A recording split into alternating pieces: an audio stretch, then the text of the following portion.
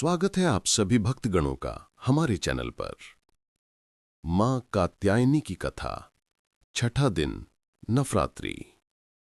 नवरात्रि के छठे दिन देवी दुर्गा के छठे स्वरूप मां कात्यायनी की पूजा अर्चना की जाती है।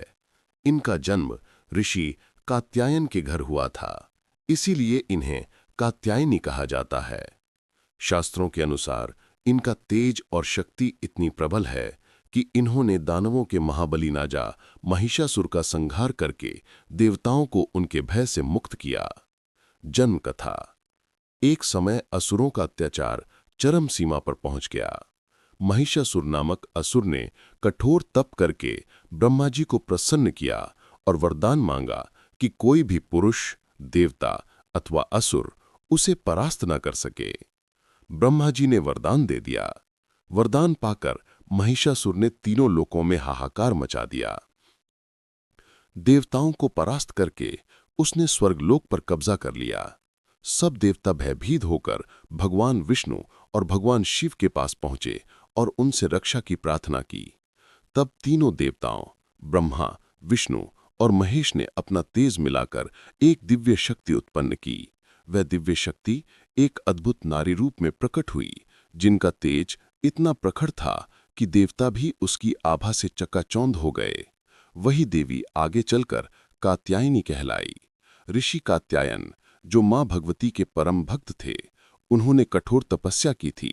उनकी तपस्या से प्रसन्न होकर देवी ने उनके यहाँ पुत्री रूप में जन्म लिया। इस कारण इनका नाम पड़ा कात्यायनी। रूप वर्णन। मां कात्यायनी का वर्ण स्वर्ण के समान उज्ज्वल है। इनके 4 हाथ हैं। दाएं हाथ में अभय मुद्रा और वर मुद्रा, बाएं हाथ में कमल पुष्प और खड्ग तलवार। सिंह इनका वाहन है और यही इनके पराक्रम और साहस का प्रतीक है। महिषासुर वध। महिषासुर का अत्याचार असहनीय हो चुका था। तब देवताओं ने मां कात्यायनी से राक्षस का वध करने की प्रार्थना की।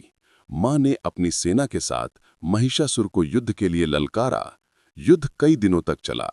महिषासुर कभी भैंस का रूप लेता, कभी शेर, कभी हाथी और कभी मानव का, लेकिन मां कात्यायनी के सामने उसका कोई भी रूप टिक नहीं सका।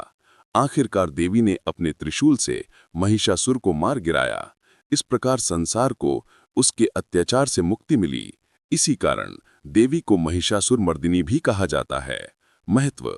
मां कात्यायनी को विवाह की देवी भी कहा जाता है। मान्यता है कि जो कन्याएं शीघ्र विवाह की कामना करती हैं, वे श्रद्धा भाव से छठे दिन मां कात्यायनी की पूजा करें तो उनकी सभी बाधाएं दूर होती हैं और योग्य वर प्राप्त होता है। ब्रज की गोपियों ने भी श्री कृष्ण को पति रूप में पाने के लिए कात्यायनी देवी की आराधना की थी। नवरात्रि का छठवां दिन मां कात्यायनी की साधना और फल के विषय में जानते हैं। मां कात्यायनी की पूजा करने से साधक को धर्म, अर्थ, काम और मोक्ष चारों फल प्राप्त होते हैं। भक्त के जीवन से भय और रोग दूर होते हैं। छठे दिन साधक का आज्ञा चक्र जागृत होता है, जिससे उसकी अंतर्ज्ञान शक्ति बढ़ती है और आत्मज्ञान का मार्ग प्रशस्त होता है। निष्कर्ष। मां कात्यायनी की कथा यह संदेश देती है कि जब अधर्म अपने चरम पर होता है तो धर्म और न्याय की रक्षा के लिए शक्ति का अवतरण होता है। ये अवतार हमें साहस, पराक्रम और न्यायप्रियता की प्रेरणा देता है। धन्यवाद।